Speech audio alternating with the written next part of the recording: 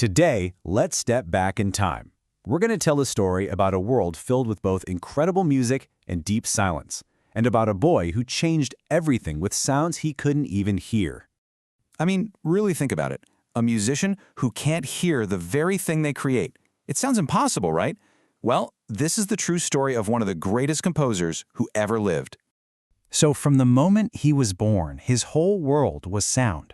You could hear violins singing and pianos echoing through the halls. But life in that house wasn't always as soft and sweet as the music.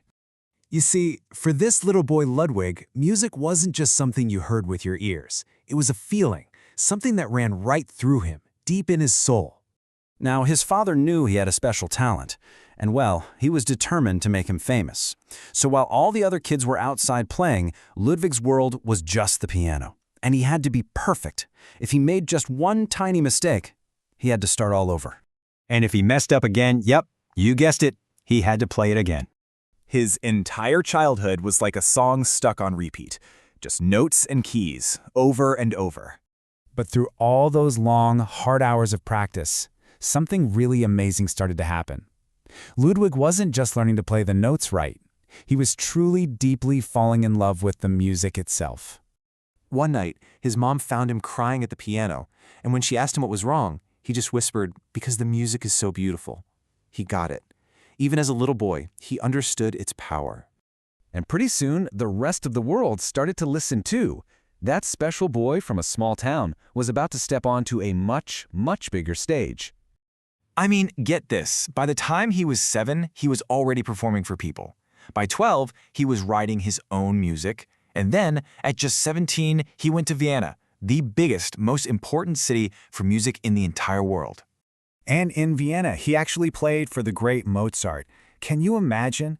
After Mozart heard him play, he turned to everyone and said, "Remember this boy. He will shake the world." Wow. But just when it seemed like all his dreams were about to come true, he got the worst news. His mom was gone. He had to rush back home with a broken heart to take care of his little brothers. Years went by and Ludwig eventually returned to Vienna, a brilliant young composer. But a strange shadow was slowly starting to creep into his world. At first, it was just a faint buzzing sound that never went away. Then, the high, beautiful notes of the piano started to fade, just sort of disappearing into a fog. The music he lived for was being stolen from him. For a musician, this is the ultimate nightmare. He felt so lost and alone, cut off from everything he loved. He even started avoiding his friends because he was so ashamed, writing in his diary, "How can I live if I cannot hear?" But right there, in his darkest moment, Beethoven made a choice. He was not going to let the silence win. He made this really powerful decision. If his ears couldn't listen anymore, then his heart and his soul would have to do the listening for him. He said, "If I cannot hear music with my ears, I will hear it with my soul." So he came up with this incredible idea to feel the music. He'd take a wooden rod, press one end against the piano, and hold the other end between his teeth. The vibrations would travel from the piano keys, through the wood, and right into his bones.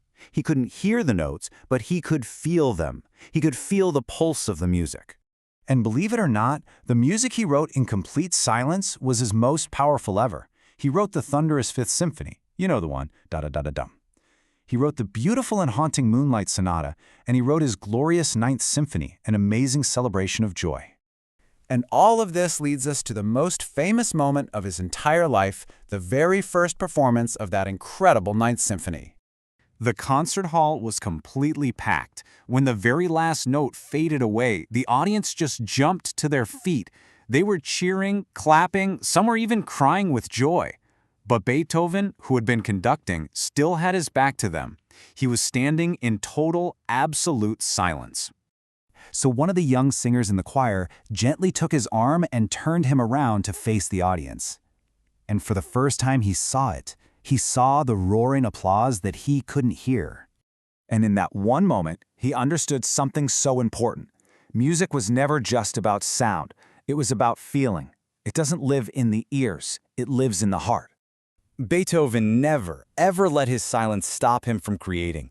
And his life shows us that sometimes our biggest challenges can actually lead to our greatest victories.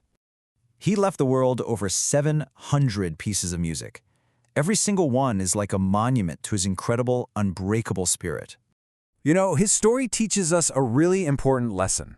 True greatness isn't about what you lose or the hard things you have to face. It's about what you do with what you have. It's about what you choose to create. So, Beethoven's story leaves us with a question to think about for ourselves. What music, what art, what special gift lives inside of you, just waiting to be shared with the world?